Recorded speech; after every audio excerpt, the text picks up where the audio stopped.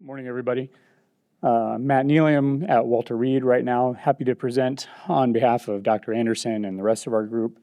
Don't vote for my presentation. Please skew Andrew's statistics towards the students or the residents. You can just lie to me later and tell me mine was the best. Just like everybody else, my opinions are not yet the policy of the DoD, maybe someday. One academic disclosure, this was previously presented by Dr. Anderson as a plenary session paper at the American Academy of Orthopedic Surgery in the fall, and this has been accepted for publication, but is currently under embargo. I adopted these slides from the ortho didactic, or the ortho dialect, so please don't tell Kyle Potter I said that, he'll eat me. So to start out, this project started when Dr. Anderson was chief resident, and she walked into my office and had a paper in her hand from Korea that said they looked at a national database, and anybody that got a colonoscopy around the time of their joint implant surgery was at high risk for infection. For the orthopedic surgeons, much like the transplant surgeons track their graft function, or like cancer surgeons track our recurrence rates, orthopedic joint infections are catastrophic for them as a surgeon, for the patient.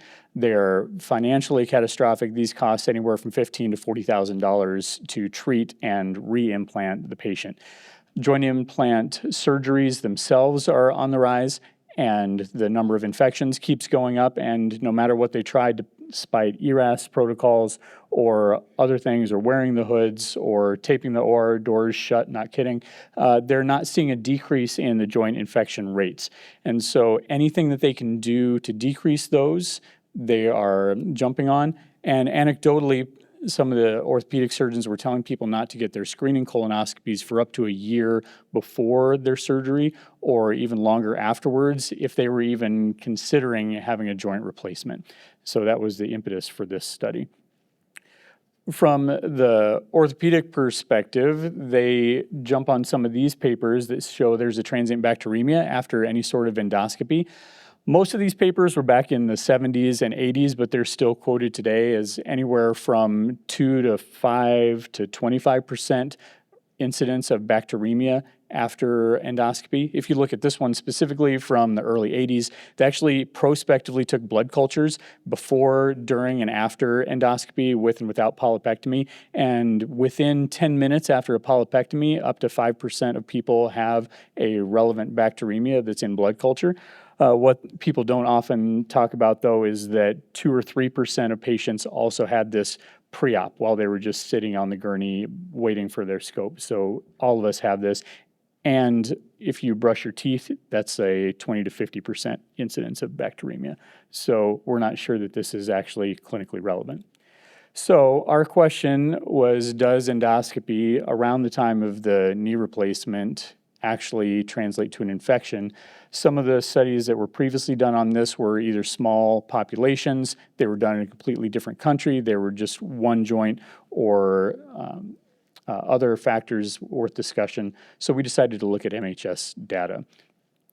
On one side, we had all of our kind of general surgery and colon cancer screening guidelines telling people that we see this all the time, please go get your scopes. And then on the other side, we have the orthopedic surgeons who are really trying to decrease their joint implants. So we are a little bit at an impasse and trying to figure out what to do. So we wanted to characterize joint infections for people that got their colonoscopy pre and post populations. We did this with MHS data to try and identify any risk factors for the infection themselves. We looked at the MDR from 2010 through 2016. After that, follow-up started to get into the data change when fields were changing on the West Coast into Genesis, and so this was the purest data set that we had at the time we started our project. And we took everybody that had some sort of knee or hip total joint arthroplasty within the MHS and looked for joint infections, looked for the presence of any colonoscopy. We did not get down into the details of did they have a polypectomy or not. We're just looking at any sort of colonoscopy to get good data, or to get broad data. We looked at it with a multilogistic regression to look for the dependence of the joint infection on colonoscopy itself, and then we're looking at other risk factors.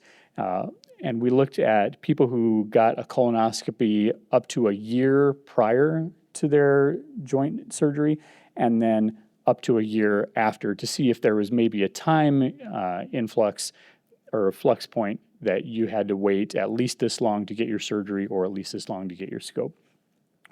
We had more than 240,000 patients who got a joint replacement in the MHS over these 7 years. And of those, 11,000 had a colonoscopy prior to their surgery, and 7,500 had a colonoscopy in the year after their surgery.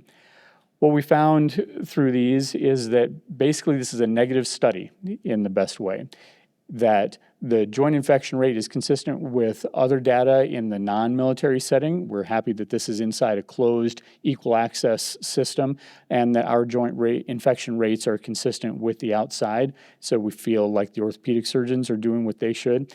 And from our perspective as the squishy things surgeons, that people should still be getting their screenings.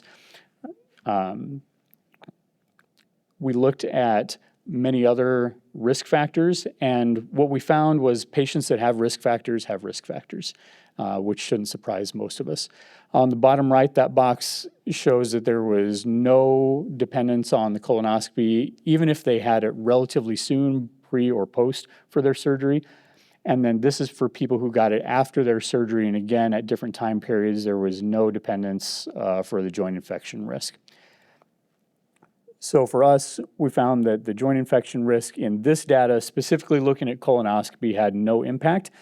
That was pre and post for up to a year before and a year after. We found that patients who had other comorbidities had a risk factor for joint infection, just like they would have even without their scope. Some of the limitations of this, we realized this is a retrospective database poll, and so lots of potential bias there. We also recognize that we excluded anybody that had purely a Medicare, or we could have excluded patients that had purely a Medicare pay, as they pay first before TRICARE, so some of those patients might not be here.